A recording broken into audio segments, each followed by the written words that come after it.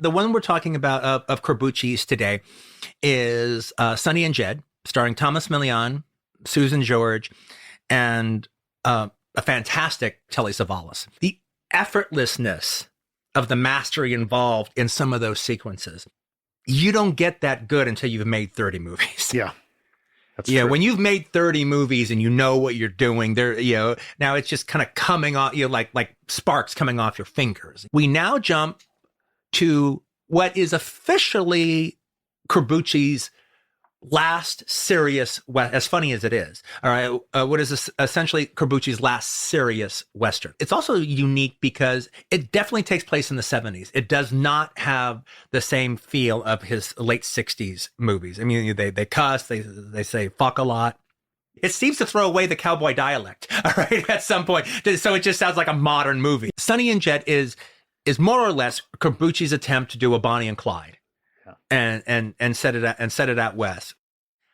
However, while it does have definitely Bonnie and Clyde like vibes, to me the way it plays is closer to Charlie Manson and Squeaky Fromm out west, where he looks almost exactly like Charles Manson, she looks almost exactly like Squeaky Fromm. I mean, to a startling degree. Thomas Millian plays a filthy outlaw character named Jed Dragato.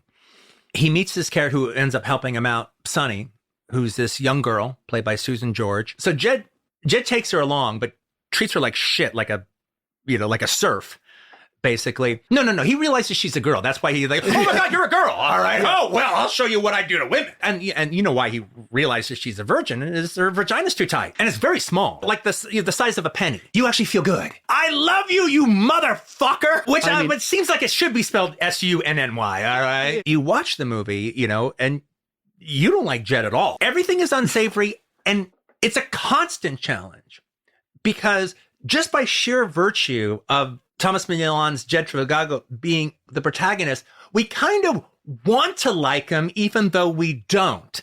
And then they give you a couple of instances where maybe we can start liking him and maybe he has changed. And then just the moment we start feeling that, he does something completely contrary to that makes us dislike him again. I mean, it's one of the, I am all about directors and screenwriters that challenge their audience. And I'm not in I didn't like that character. Well, fuck you. You're not supposed to like every fucking character. You gotta like everybody. All right. It's a fucking movie. All right. Challenge yourself. And it's a constant challenge. It's a constant almost affront to the audience of what they will sit for and what they can stand. But I was turned off by Jed's loathsomeness. And so I always considered this a half successful Corbucci film. And consequently, I haven't seen it for many, many years, and since the 90s when I bought this in Japan. So I watched it a second time with you, and I have a different feeling of it. I love it. I think I can't imagine a better Western for him to end his Western career on. I think this is as powerful a movie as you're going to see. Every fucking scene in it is terrific. And then the things that frustrated me before, they still frustrate me now, but now I'm enjoying being antagonized. Now I'm enjoying the frustration. I'm enjoying the challenge that he's throwing down.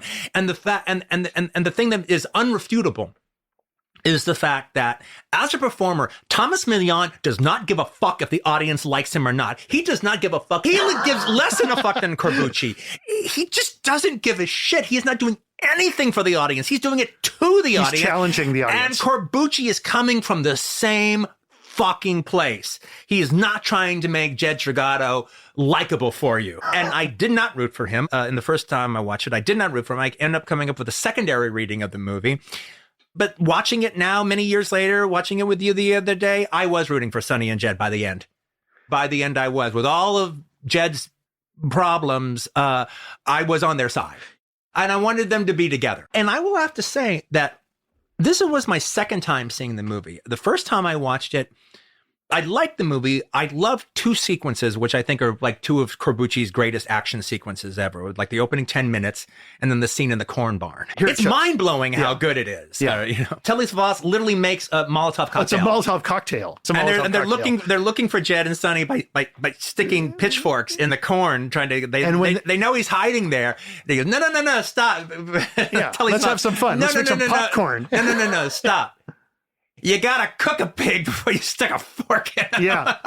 Because And if they they belong actually get together. together, that means Sonny wins. And that's important because, like, even though we're ambiguous about how we feel, or not ambiguous about how we feel about Jed, we are not ambiguous about Sonny. We are completely on Sonny's side. She's not a hero. She's a weird victim slash almost sort of villain. His male characters are all set up as specific archetypes, but his female characters usually border two of the archetypes together, like victim and villain or victim and hero. You know, it does also talk about our own, as a viewer, genre film viewer, our phantom limb syndrome, that when we're not given a hero to respond to, we want to respond anyway. So we almost have a phantom limb pulsating.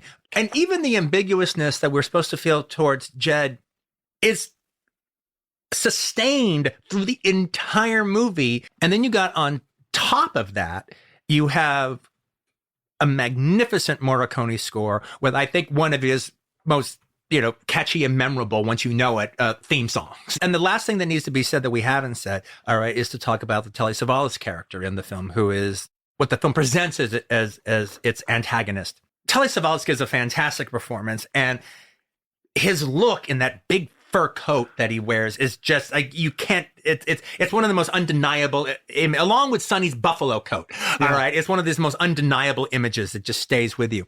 But, you figure he's a lawman who's after Jed Tragato, and he's got a group of deputies with him, and he's after him for obviously some personal reason. And that movie goes on for the first half, and you just never quite know why. Yeah, you figure he's like some big deal fucking marshal. Yeah. All right. Or he's some Pinkerton guy. He is a man who is possessed with revenge over somebody.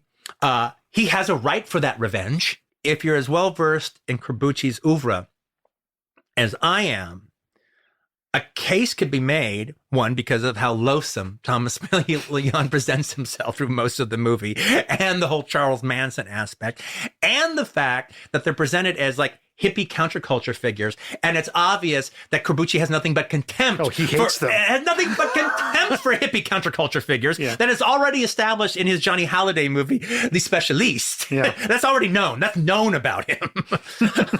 I think there is an alternative reading to be had where Corbucci is fucking with how he gives the story, that he's actually presenting his villains as the protagonist. But the real hero, where he's coming from, is Francisco. Now, that was always my reading before, but partly because I only liked the movie so much. Now watching it this time, I think you can still go with that rating, but that seems more like a fanciful reading. Now I actually do look at Sonny and Jed as the heroes.